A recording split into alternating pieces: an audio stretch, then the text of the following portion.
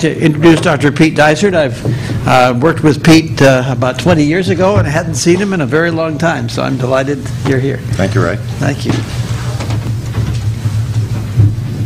Mike, that was an excellent talk, and I really enjoyed it. I always learn something when I hear Mike talk.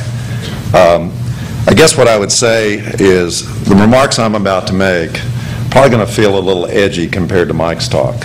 Think of me as somebody from your C-suite while I try to get this microphone on. And if anything, what I'm going to talk about and reflect on are my 30 years of experience in pathology. And along my journey, let's see if I can figure this out here. I've served as a member of the Board of Trustees. I've been a Chief Medical Information Officer for about 20 years, and I've been a practicing pathologist for about 32 years. And I guess that the target of my talk is really to step above looking more at a macro level than just looking at a detailed practice level, as Mike so elegantly and nicely described for all of us today. So let's see if I can find my talk.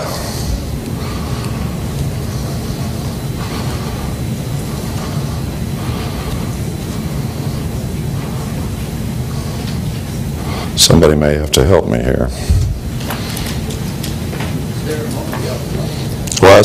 Didn't have a very specific name like Chicago. Yeah, it has a name like Chicago right here. How about that? Okay, now we need to. There we go. Okay, there you go. But we need to get for some reason, these turned off. It'll come back up as soon as we bring it up. Okay. There we go.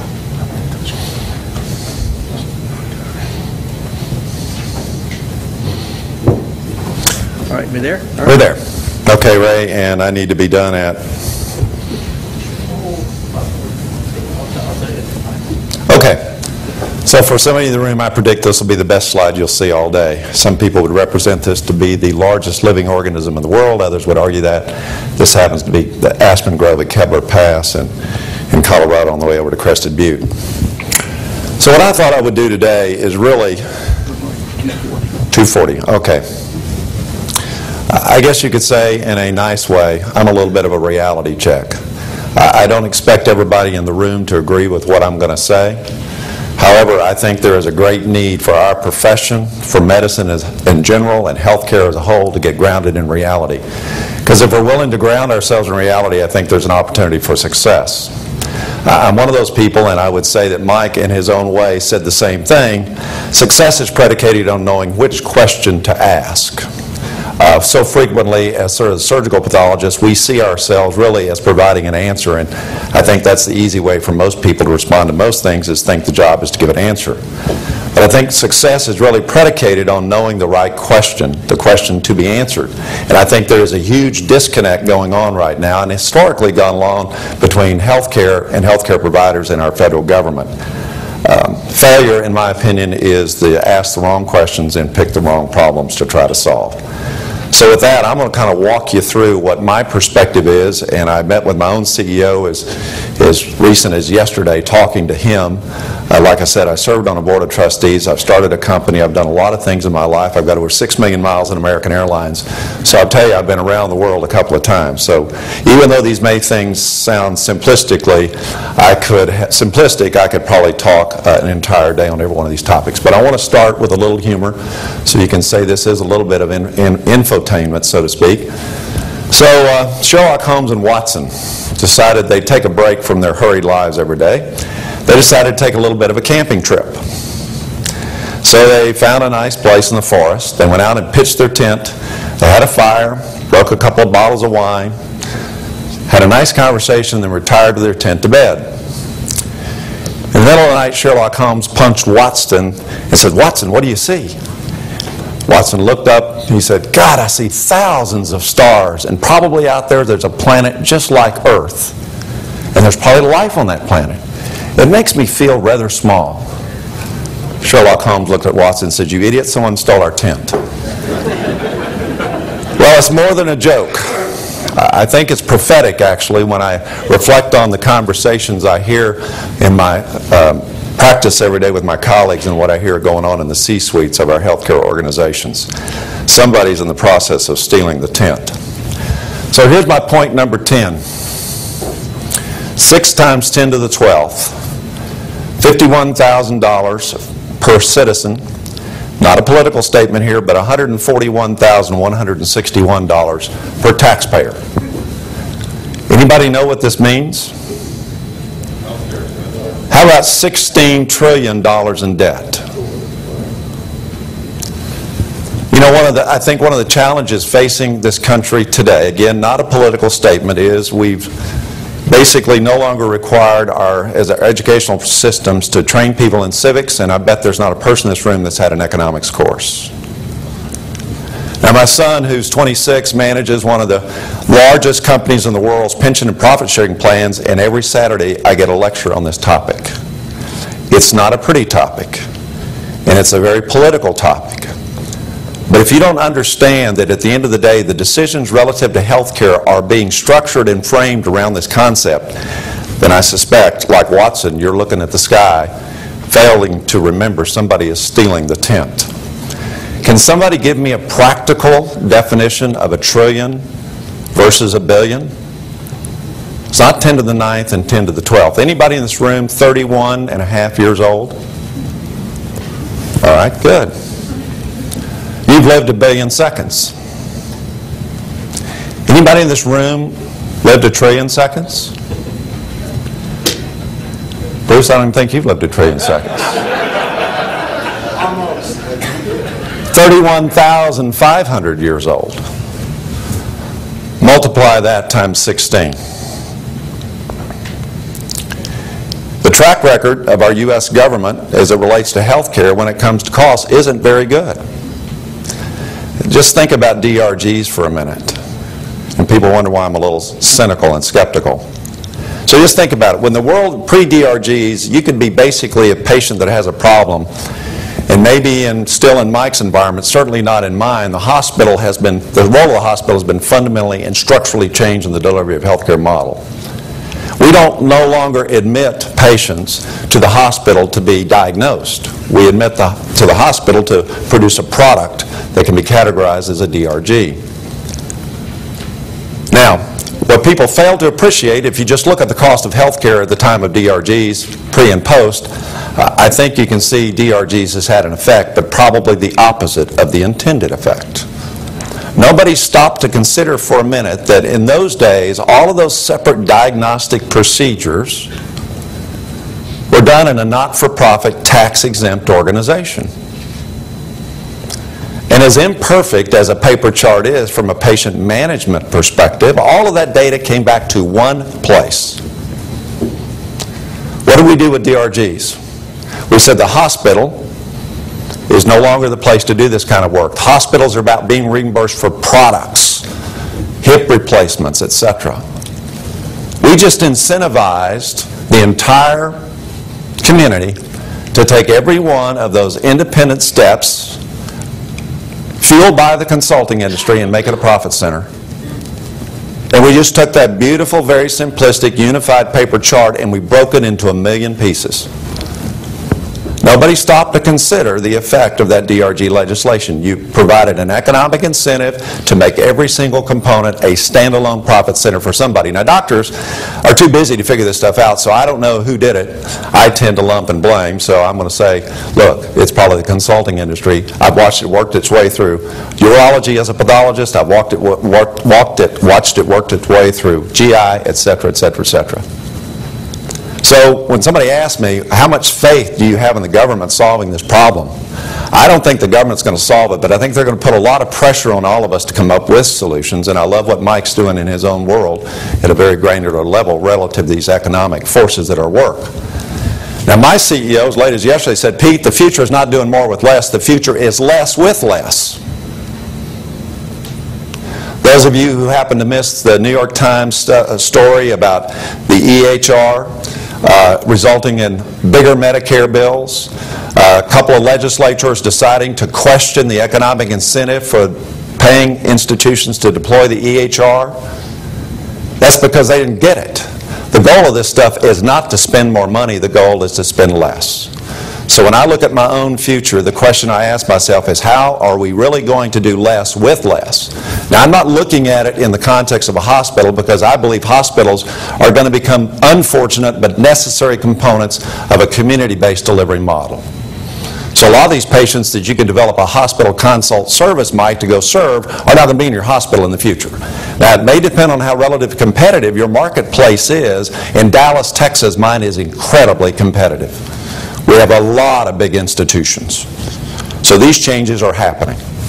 So that's point number 10, but I think if you fail to understand that's the context to rationalize behavior going forward, again, like Watson, you're going to be looking at the stars in the sky, seeing all kinds of wonderful things, and you're going to wake up and realize somebody stole your tent.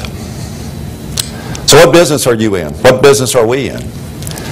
My version of Mike's story is clinicians are in the time management business. They really are looking to people to deliver an executable knowledge. We say we're in the information business. That's what we play in. Our product is executable knowledge. It's about making decisions. That's what Mike allows his clinicians, in effect, to do, is make a decision about patient management.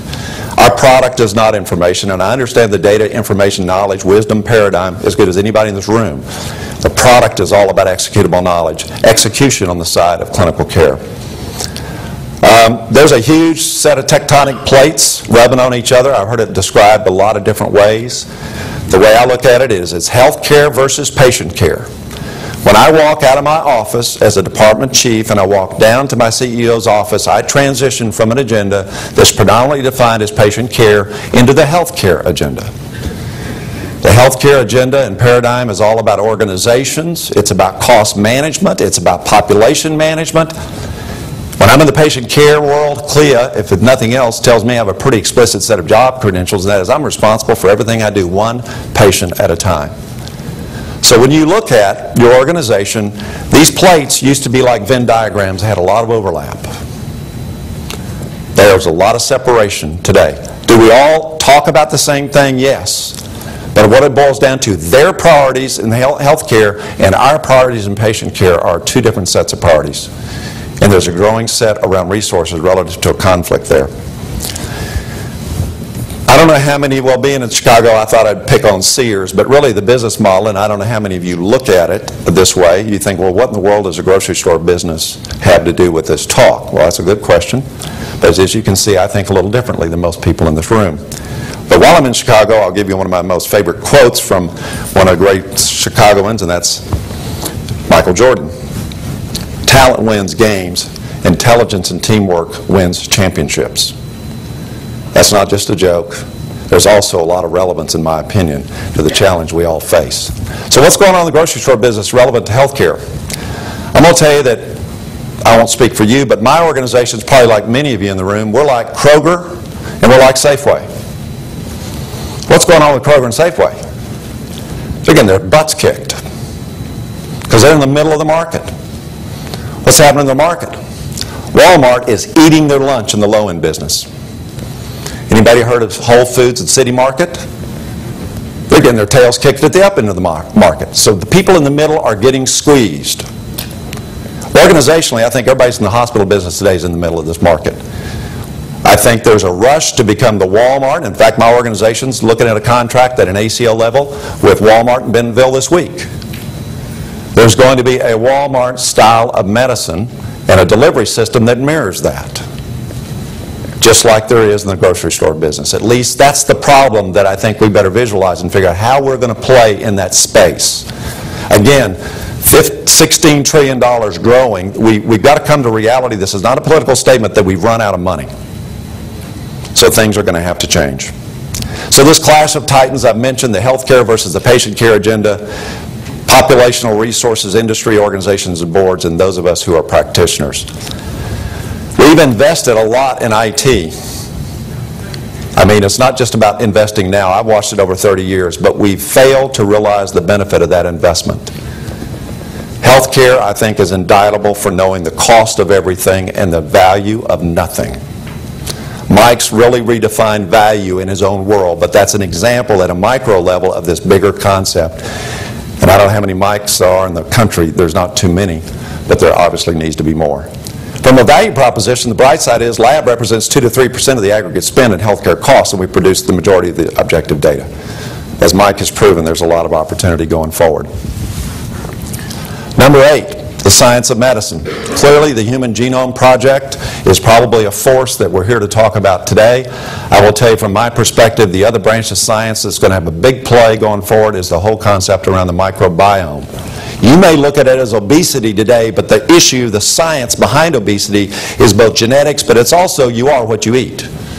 It's never been truer. And those of you who watched who read the Nature papers this last year, autoimmune disease, the way your body reacts to environment, everything. There's a lot of science that we're going to discover. Obesity will be the poster child. It will be the doorway that opens. But I think the scientific component will be the growing set of knowledge around our microbiome. So genomic medicine, microbiome are the 2 biggest scientific forces, in my opinion. They're going to have a significant impact on the patient care part of the agenda. Transitioning there to precision medicine, and I don't need to lecture this group about precision medicine, but in my opinion, said very simplistically, this is the evidence we've all been referring to for medicine. I will make my case by the following example. So I go see a doctor, and he says, okay, Pete, you need a knee replacement. I said, okay, how am I going to do with that, doctor? And he says, well, 60% of the people get better, 40% don't. And I say, well, which one am I? That's the question. At the root of it, the value creation for precision medicine is predictive statistics and not descriptive. In surgical pathology, we made a living off describing things. But in the future, when you look at the money, the outcome side of it, it's about being predictive and not simply describing and getting paid for an outcome. It's also going to reintroduce us to that age-old family history that gets done by PAs and never done by a physician, at least in my own experience. And we're going to realize that as far as risk management tools go, if you're actuarial and the way these ACOs are going to evolve, it's all about the family, the direct genetic relatives that are giving you the most insight relative to risk. And of course we have GINA and other laws to try to protect that. And everybody's pretty well familiar with the personalized medicine definition. I won't bore you with that. I was incredibly fascinated, like probably many of the room, on the publications in Nature and other about the ENCODE project, the Encyclopedia of DNA Elements. I liked the challenge stated in terms I could understand. I think you'll get a feel that I have to dumb things down or simplify them before I can figure out exactly what to do with them. But basically, it's like a gourmet analogy. Common ingredients that make up the genome, when mixed together in the right proportions, they constitute the information needed to build all types of cells, organs, and ultimately an entire person from a single genome. And that's the challenge we've all kind of signed up for relative to human genome. Point number 6, oncology. Clearly on the forefront of precision medicine, and as Mike stated, pathology is at ground zero of this disruptive technology. And I think that's the way it really should be looked at, as incredibly disruptive. Everybody knows, and I borrowed this slide from Dr. Barrett Rollins, who's at the Mass General, we all know that individuals based on somatic genotype should receive that targeted therapy and see the benefit of that. Now just take a step back for a minute. I just said healthcare is the predominant agenda of the organizations. I said healthcare is all about managing costs and managing populations. Yet the science is telling us it's all about treating people as individuals. So I don't know how many of you saw one of the recent president advisors quoted as saying he thinks this personalized medicine stuff is too expensive and the government's not going to fund it. Well, get back to the basis of evidence-based medicine. Clearly there's a lack of understanding that even though we have said we've had evidence to treat people in the past, I think the science of the human genome is really the first credible evidence we've had to treat a lot of diseases. Medicine historically has been iterative. We try something, when it doesn't work, we try something else. In fact, I would say that definitionally, progress in medicine has been defined as we do something new and oh, by the way, we keep doing what we've always done. People wonder why these advances are associated with increase in costs. Because we don't get rid of the things we've historically done. We just add on top of. We've lacked the will, the ability, informatics capabilities, and other things to truly rationalize the benefit and value created for those investments. We've left them in the hands of individual practitioners to implement. I think its aggregate cost is hurting our country. As far as the paradigms for cancer go, obviously, heme path is on the leading edge from a pathology perspective. I tend to look at, as do other people, that basically we unfortunately still have some disease categories that are still getting the carpet bombing approach to therapy. The approach courtesy of mustard gas canisters being ruptured in an Italian harbor in World War II. The observation made that basically people's white counts went down.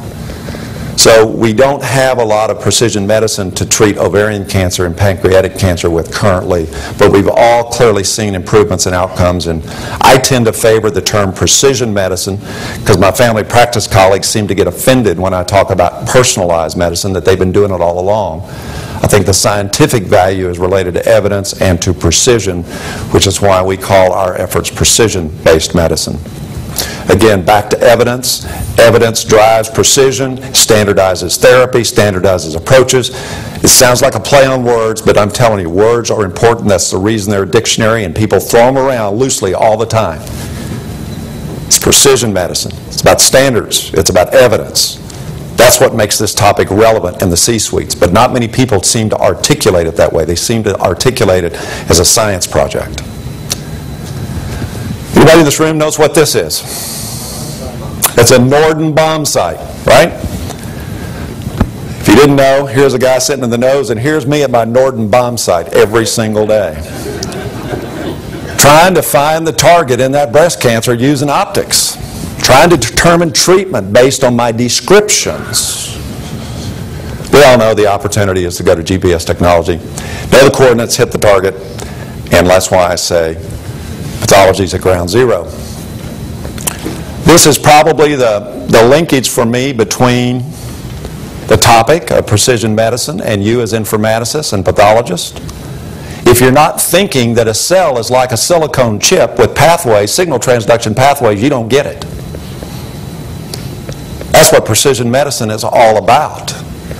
It's all about elucidating and figuring out what these signal transduction pathways translate into. It's about action or lack of action. I tend to look at this and say, you know, that's the beauty of this. The wiring of the human cell is a lot like a silicone chip. It's all about propagation of signals and pathways. Everybody knows cancer is defined with 4 biological characteristics, right? Uncontrolled replication, avoiding apoptosis, cellular death, the ability to stimulate the environment to deliver the nutrients, and they don't know where home is. All of these are associated in some capacity with this, but the reason cell replication is the primary target for treatment is because that's the one where the signal transduction pathways are most clearly understood. Stimulating the microenvironment is more of a physics project than it is electronics. But there's papers being published now about how when cells touch, they seem to know what to do. Not clearly as related to the human genome as avoiding apoptosis and cell replication. Number 5, we've already alluded to this, the reality of the EHR. Medicare bills rise as records turn electronic. Digital health records incentive challenge this week, 4 gentlemen. They politicize this, but I think it's a fair question to ask. What exactly are we getting for this incentive? Our Medicare bills are going up? What's happening? Again, I see it as a huge disconnect in the organizational priorities and back to that $16 trillion number. Nobody said we're going to create jobs and make people happy and have great careers in informatics. They said we are here to save money. We are here to do less. It's all about efficiency. As you can tell, I'm not afraid to get out on my soapbox on this topic, but I'm telling you, I don't know how many of you in this room have been on the journey I've been on, but let me tell you what, one of the issues with the federal government that is really, for me, and my son, who's an economist, says, look, government's good. We're a great nation because of our government. The real issue is a global economy. We are competing. There are people who want to compete against us. Why, in his opinion and mine too, has the U.S. economy been the dominant economic force in the world? One is because our economy's not loaded up with just an overage of graft and corruption, like other countries that have huge economies that'll be their limiting factors. But number two, our economy wasn't really driven by our government. Government, and unless there's, I'd love to see you raise your hand, who in this room thinks government is an efficient utilizer of economic resources? Is there anybody in this room? So I'm not taking a political stand when I say I'm cynical about the government solving this problem, because you put $1 in the government system and you get 10 cents out the other end, if you're lucky, in the way of what they intended to do. That's the beef I've got with the government. They are an incredibly inefficient utilizer of resource. And by comparison, business is much more efficient in terms of the utilization of resources because they're profit-oriented. Profits aren't evil, at least not from my perspective. It creates an efficient use of resources. If we're going to compete at a global level, we can't subsidize our way to greatness. It's all about efficiency. And there's a connection of efficiency to quality, too. So basically, number 5, I think the EHR is a myth. How many of you have actually been asked to see a patient, consult a patient that's been cared for by one of these EHRs? And I know there are exceptions to this. I said at my medical executive committee meeting Thursday morning at 6:30, I had 5 physicians say, good luck figuring out what really went on in the patient. All this copy-forward template crap looks the same every day, and I know it's not that way. Well, here's a person. I've been a bit of an entrepreneur. Years ago, I had this idea. I still think it's relevant. I wanted to basically preserve the physician notes as a sound file. To heck with transcribing them. Somebody wants to transcribe, let them go pay to have it transcribed. What I want to hear when I see a patient is what the doctor is thinking, not some templated, scripted report to get paid. I want to actually know what's going on with the patient. Maybe someday I'll get around and figure out, guess what, that really is valuable, and maybe we'll allow people to basically say what they think's going on without the cost of transcription. Storage getting cheap. And let somebody else, insurance company, if they want to pay to have it transcribed, send them a bill and transcribe it. Let them have the evidence if that's what they want. They can't publish the rules for payment up front. Let them go figure it out after the fact. But my doctors are hungry to hear the cognitive processes that are going on in the physician's mind that's trying to manage these patients. Back to organizational priorities. Clearly that money out there has got our CIOs and their priorities in full play. So that's one of my favorite topics. I nearly got thrown out of Chime in 1990-something when I basically gave this message. I think CIOs are in a hangover mode. Where did they start? Where did the organizational paradigm for investments in computing start? They didn't start with the lab at an organizational level. That was the patient care part of the organization. And at one point in time, we had a strong voice in our organizations. So we got the lab computerized. But when the organization, which is now the dominant perspective, it's populations, it's cost management, where did those people grab a hold of the organization? How about generating bills? Who do CIOs report to? CFOs, right? They're still living that life. Those contracts with these commercial entities, and we've all made a lot of those people very rich, have large dollars attached to them. So what's the core competency of a CIO in America today if they want to hold on to their jobs? It's project management.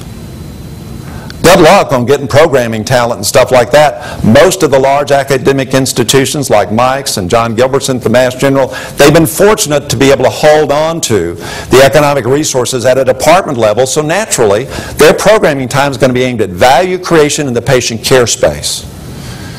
But I dare say they're becoming the exception to the rule. Most organizations, in fact, they've been called, if you read the CIO press, and I still get those throwaway things even though I've tried to get off the list, it's like somebody, anyway.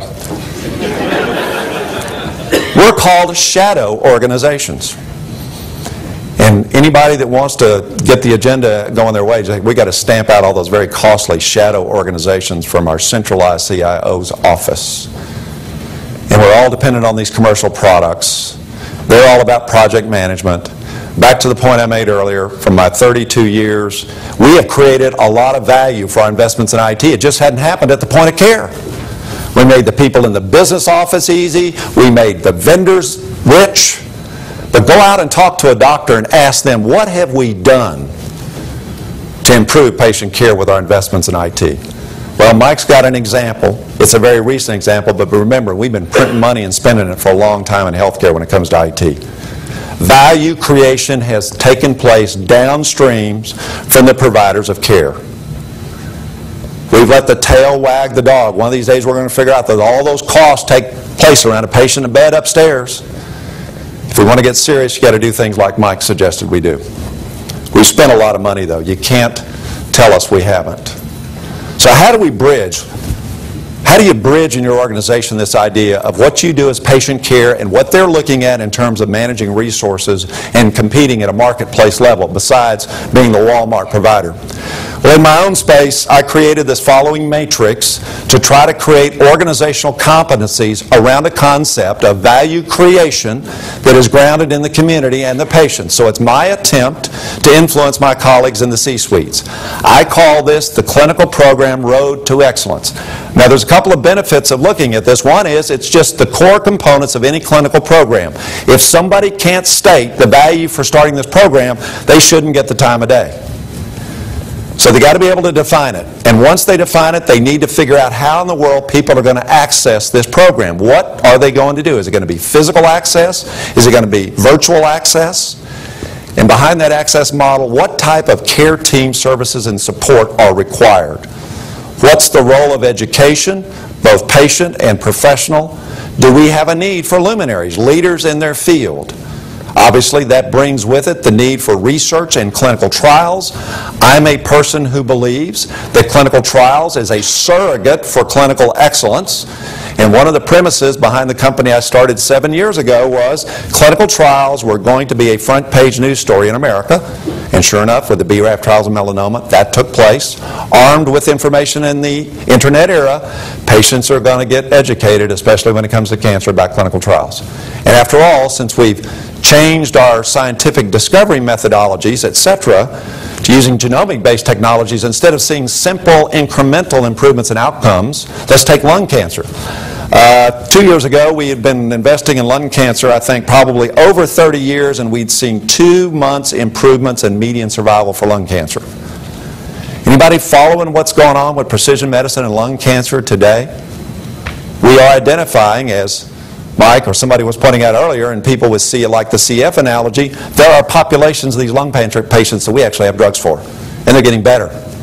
It's exciting. So clinical trials are an important part of every organization's future.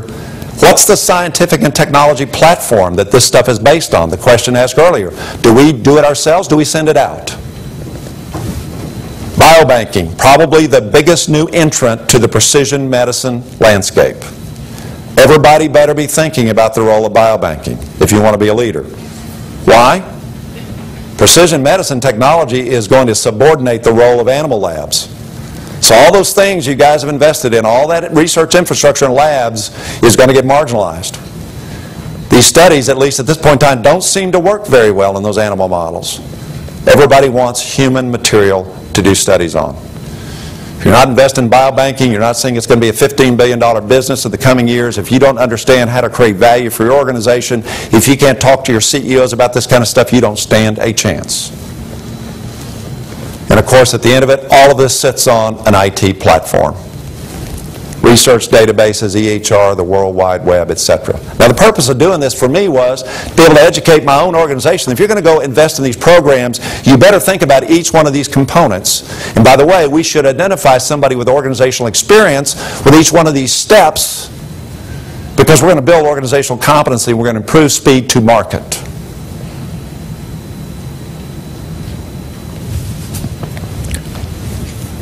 If nothing else, I sold the CFO on the fact that, guess what?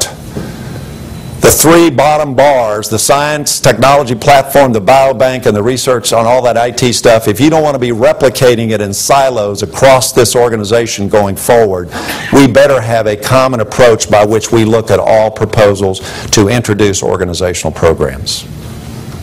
That hooked them, because that's where we've been. All these silos scattered across our organization, costing a lot of money. Let's take it a little closer to home. Number 2, we all know pathology is at ground zero for precision medicine. In my estimation, there's some myths about LIS. Number 1, patient safety. Anatomic pathology has been treated like a stepchild when it comes to IT from my perspective. It is the most defect-ridden part of the laboratory organization. You read any study. It's a myth to think that just because you have a single branded vendor that AP and CP work together the way they're supposed to in this modern era. They do not. HemePath as a glowing example. So one of my partners is McKesson. McKesson has 35% of all of the oncology practices in America under their management. We are becoming their HemePath provider at a national level. We are using a commercially vended product to try to produce the executable knowledge I alluded to earlier, and it looks like that commercial where the guy walks up to a machine, puts a nickel in, the guy in the chair looks at it, puts it in the right box, and out comes the report on the other side. It's duct tape and baling wire. It is incredibly inefficient. But I think, as Mike suggested, that's the way all of pathology is going to go. So most of these AP products at a commercial level were acquired along the way. There was some casual integration, but I'm going to tell you, AP comes center, front, and fold for all of us if there's a future, and there's a lot of things that need to be done to engineer those platforms so they work together. I'm going to tell you, and I don't have time to talk about it today, I think genetic counseling has a home in pathology. I think those who are going to let your genetic counselors go somewhere else, they're going to replicate those counseling offices in all these different facilities. If you understand how CFOs work, you say, guess what? We're going to build a centralized management structure over genetic counseling by, as Mike said, we touch everybody. Huge opportunity for our profession. And I've already alluded to biobanking. It's what led me to create a company called MedFusion. Yeah, I've got the same geeky diagrams anybody else has got. I'm a person who believes in functionality. It resides in architecture, not just at application software level. But you got plenty of people on the panel that are much more expert than I am on a daily basis that walk in this space, that can talk to you about macro level technology architecture and how it all needs to work together to address issues. That's not the unique perspective I'll bring to this meeting or to this table. Let me close with the following point. This is the most important part of my message from my perspective. It's going to sound simple, but you know we people from Texas, pretty simple. But I'll tell you what, I get disappointed every time I ask the following questions when I look at an IT product. And it is, to me, it is an incredible disservice worthy of near indictment when I see people lose sight of the forest for the trees or don't realize somebody's about to steal the tent. Number one, these are the drivers, in my opinion, when you look at a project, you ought to ask yourself. Communication. Why do people own a computer these days? Number one reason is to communicate. In healthcare, what's that translate into? How about collaboration in the patient management process? So I ask myself, when I look at this product, how am I improving communication? Guess what? In my world, and I don't know if it's true for all of you, I don't get ADT updates once an order's placed. I have no idea who the doctors on this case are. Do y'all? So we're supposed to use our computers to improve communication. The patient was admitted by a hospitalist. That's a whole other story. These are the least trained clinicians in the world. They are about time management. The time is getting the patients out of the hospital. They are driving using laboratory tests to make decisions and ignoring clinical experience because they don't have it to put things in the proper perspective. So if you can't look at your investment as having improved your ability to communicate for the purpose of collaboration and patient management, you just swung and missed strike one. I bet you most people, when they designed LISs, really looked at the second point, and that is make the right thing to do the easy thing to do. Simplify, automate, create efficiencies. We do that pretty well in our world. In fact, I would say laboratories lead as far as return on investment in this particular space. But go out and look at those doctors trying to type on keyboards and use that EHR. You ask them, have we made the right thing to do the easy thing to do? Absolutely not. Back to where is value created? This stuff doesn't exist. I'm not talking about healthcare. I'm not talking about incompetent people. You've got to always ask yourself, whose agenda is being served? Well, if you're getting $54 million for flipping a switch on an EHR, you're going to flip it on no matter what. Project management. That's the priority. How does this relate to quality. I've asked many national speakers to tell me why quality pays. Nobody's ever articulated, at least the way I look at it. What is quality?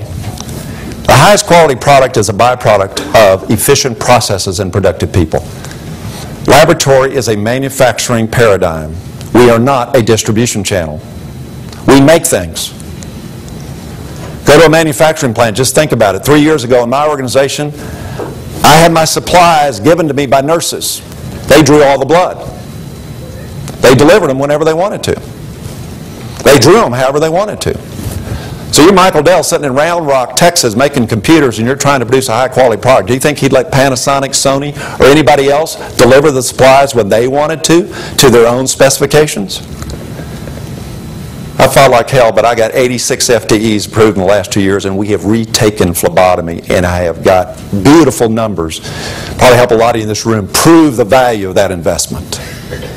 CMS will shut you down for a single ABO incompatible transfusion. There was a hospital shutdown last week. So, when I look at things, I say, okay, how many workarounds do we still have? Workarounds are a surrogate for inefficiency. Workarounds are an opportunity to make a mistake. The reason quality pays, it is the byproduct of an efficient process and productive people. When you put computers in and you haven't made the right thing to do, the easy thing to do, you just failed to return on that investment.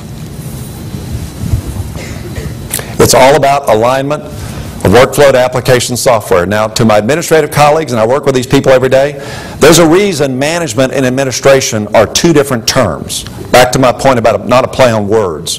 People don't read dictionaries anymore, unfortunately, like they don't take civics and they never take economics. And oh, by the way, they never took real dollars out of their pocket to buy anything. At least my kids didn't. I remember plumping down 75 $1 bills to buy a bicycle. That's why people have no concept of what money really is today. But back to administration and management.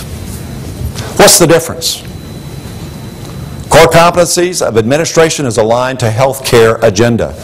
It is all about managing money. It is line items on a spreadsheet. It is budget.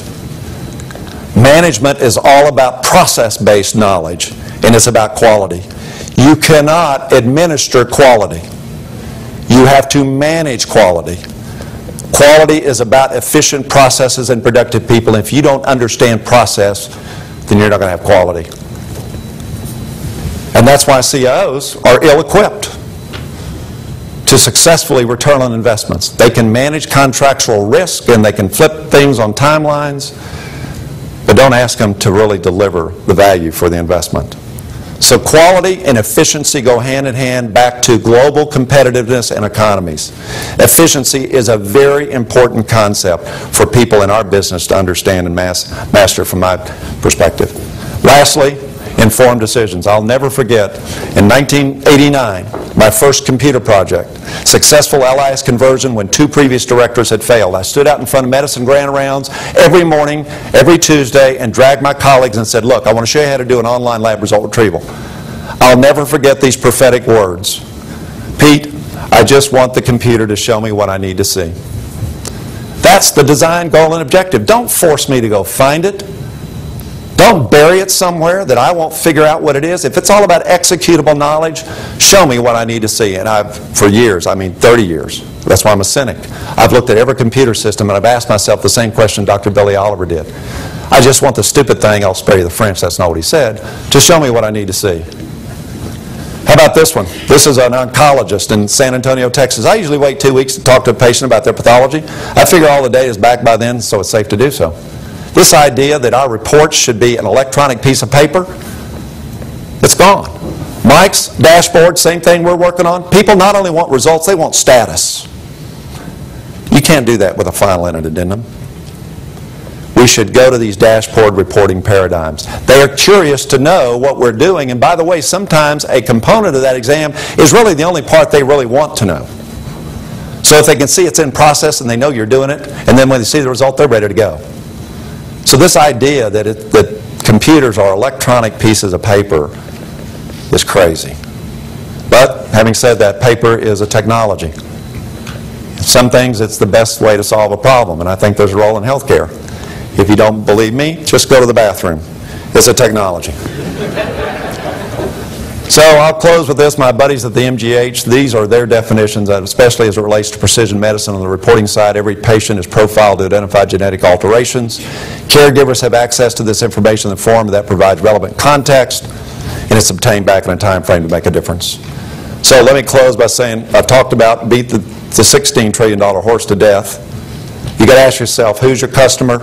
Where does value accrue, and what are the value drivers going forward? I think there's an incredible clash of titans going on, the agenda of healthcare domain, as Neil Bohr said. Good luck with elections. Prediction is difficult, especially about the future. But I also like Francis Collins' comment about the science of precision medicine. We tend to overestimate the short term and underestimate the long term of what this stuff's going to do for us. And I think with that, because I see Ray coming up, my advice to you is work harder, not smarter. Be prepared to do less with less. I love these things in life, so whoever thought this was an expressway, this is the 405 in California when our current president was heading for a fundraising event. Anybody know what the opposite of progress is? You know the pro-con game? Congress. With that, I'll end. Thank you very much for your time and attention.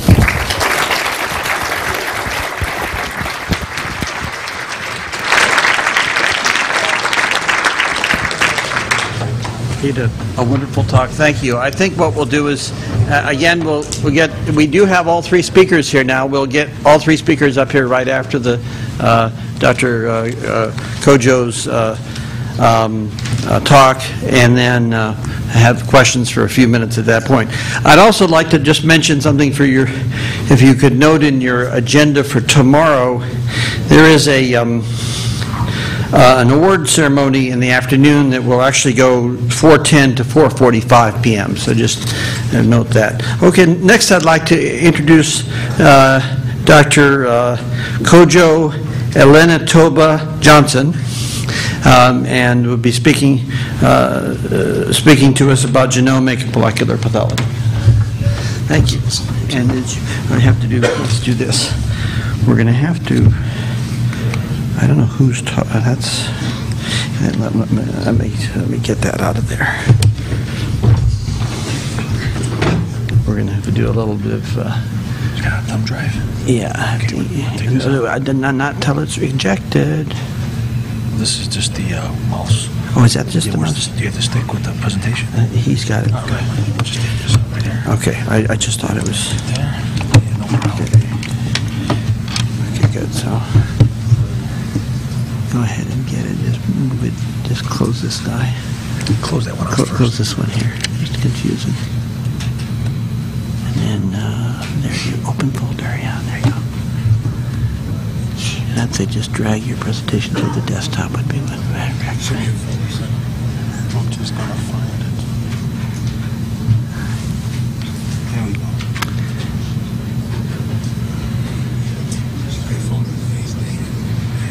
Okay, well, I think this is the folder that Drag it.